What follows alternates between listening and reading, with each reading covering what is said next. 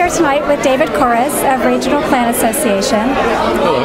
Hello, David. So, Regional Plan Association started in 1922. That's correct. And how long have you been with Regional Plan Association? I've been there the entire time.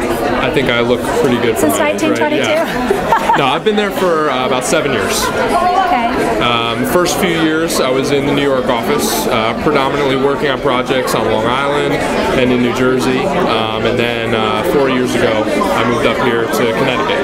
Now, originally, Regional Plan Association did a lot of strategic planning, but in the last 10 or 15 years, Regional Plan Association has really gotten into a lot of sustainability projects, or seen that strategically sustainability is an important part of what you do. Yeah, I'd say since the 90s, sustainability has been more of an explicit goal of the organization. In our regional plan of 1996, which was called A Region at Risk, seeing that the long-term prosperity of the metropolitan area was not a guaranteed future.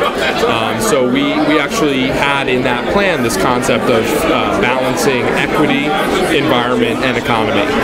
And since then, this kind of triple bottom line approach has become more ingrained in everything we do, and we've tried to bring that to the communities we work with and the stakeholders that we engage with. What are the two biggest challenges in creating sustainable communities?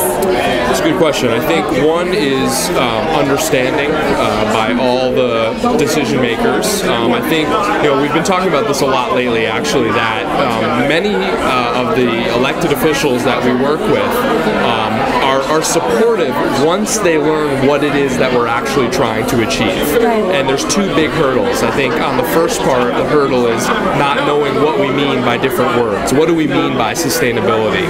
We saw a recent study looking across the country that 85% of people thought sustainability should not be a priority of their government. But when asked whether complete communities with housing options and transportation options and planning for peak oil and the long-term prosperity, 85% people said that should be the top priority of their government and their leaders. So I think it's really about defining what it is we're talking about, and if we do that, I think we'll have much more support than we currently perceive to be out there. What do you think the outlook is for Connecticut as far as becoming more sustainable? Well, I'm incredibly bullish on the future of Connecticut and its cities in particular. I think the greatest asset we have going for us is the fact that the state really came to be in an age of energy scarcity.